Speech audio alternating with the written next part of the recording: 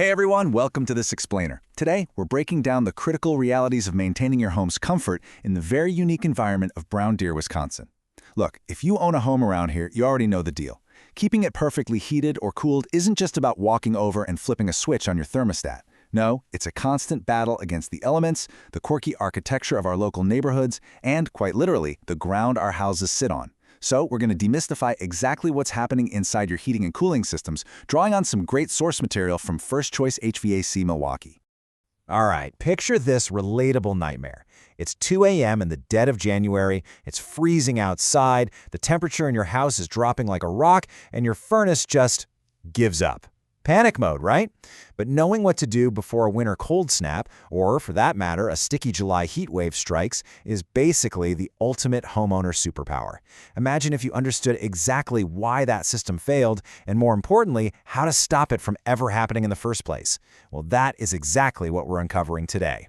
Section 1, the Brown Deer Climate Challenge. To really get a handle on your HVAC system, we first have to understand the absolutely extreme environment it's fighting day in and day out.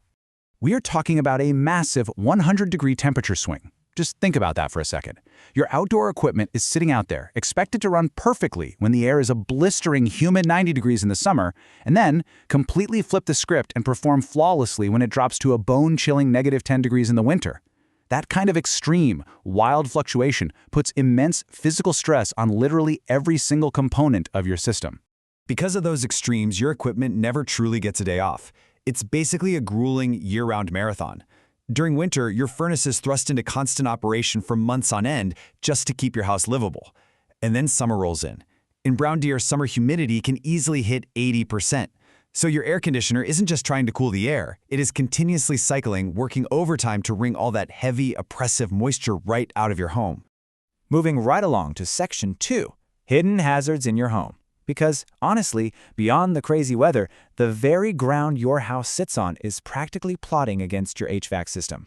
We're talking about hyper-local quirks that are secretly degrading your equipment as we speak. Take the heavy Milwaukee County clay soil, for instance. It drains terribly, which means water just sits there, pooling up and corroding the electrical connections in your outdoor condenser unit. Or if you live in one of those older neighborhoods with settling 1950s foundations, that shifting slowly tears your basement ductwork apart. You get these massive air leaks and end up literally paying to heat your crawl space. And if you're in a classic ranch-style home with the air handler up in the attic, well, that equipment is basically baking in the summer heat, which can easily chop its lifespan in half. And get this, even modern upgrades have their own local vulnerabilities. Say you just put in a beautiful, new, high-efficiency furnace. Great move, right? Mostly, yes, but there's a catch. Those units produce liquid condensate that drains outside through plastic piping. During a deep Wisconsin cold snap, those exposed drain lines can actually freeze completely solid. The water backs up right into the furnace and boom, it triggers a safety shutoff. No heat for you until someone thaws that line. All right, Section 3, spotting the warning signs. By understanding these environmental hazards, we can actually start translating all those weird noises and behaviors into real mechanical issues, long before a total breakdown. You know the sound. It's terrifying. The house is dead quiet, your thermostat clicks on, and suddenly, bang! If you are hearing loud popping or banging when your heat kicks on, do not ignore it. That is a dangerous warning sign. And no, it's not just the house settling. What you're actually hearing is a clear, totally correctable mechanical problem called delayed ignition. Basically, gas is building up inside the combustion chamber because a dirty burner or a failing igniter isn't sparking right away. When it finally does catch, there is too much gas in there, causing a small, localized explosion. Catching this early with a tune-up prevents a much scarier and definitely much more expensive disaster. Now, how about this one? This is an incredibly common local service call that just seems totally counterintuitive. You walk outside and see a literal block of solid ice on your air conditioner in the middle of a hot July day. It feels like a glitch in the Matrix. I mean, how does a machine designed to fight 90-degree heat literally freeze over? Well, the golden rule here, always check your filter first. The root cause of a frozen AC is almost always the evaporator coil dropping below freezing, and that usually happens in one of two ways. Number one, low airflow, which is typically caused by a totally clogged, dirty air filter, trapping the cold air inside the unit.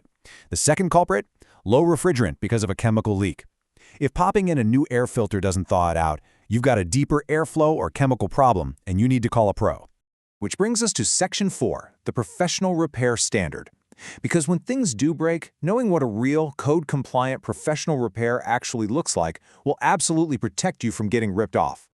For starters, you absolutely cannot just guess system size. It's not a guessing game, it's math. A true professional uses what's called a manual J-load calculation. For a typical Brown Deere ranch home, you might need anywhere from 60,000 to 100,000 BTUs of heating capacity, depending on your square footage, your windows, your insulation, the whole shebang. A pro calculates this using Brown Deere's specific design temperatures. And why does this matter? Because an oversized system will short cycle, blasting air quickly and shutting right off, leaving your house super humid and burning out your motor.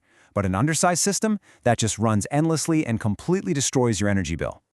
That same rigorous standard applies to actually fixing the unit. Guesswork is a technician just hooking up a hose and adding refrigerant blindly based on a feeling. No way. The true professional standard means using calibrated digital manifolds to run highly precise superheat and subcooling calculations. Remember the freezing AC we talked about? Undercharging causes that. But overcharging? Overcharging will literally destroy your compressor, which is by far the most expensive part of your AC. Precise measurement is everything. And honestly, all this precision ultimately comes down to safety.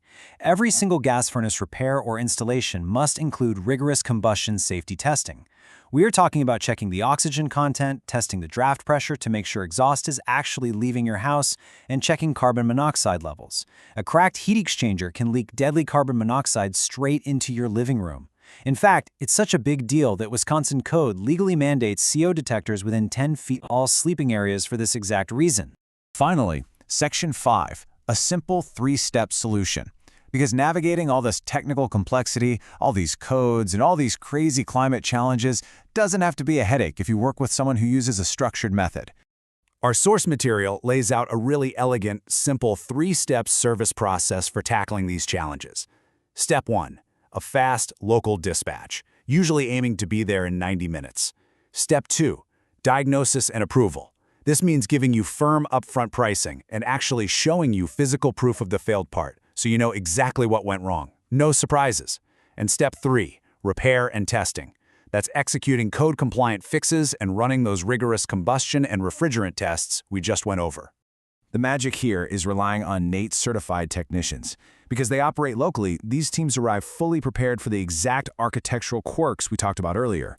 Whether it's an aging duct system over near Bradley Road, poor drainage from that thick clay near Brown Deere Park, or a frozen high-efficiency unit up in Ferry Chasm, they arrive with the right parts ready to fix it on day one.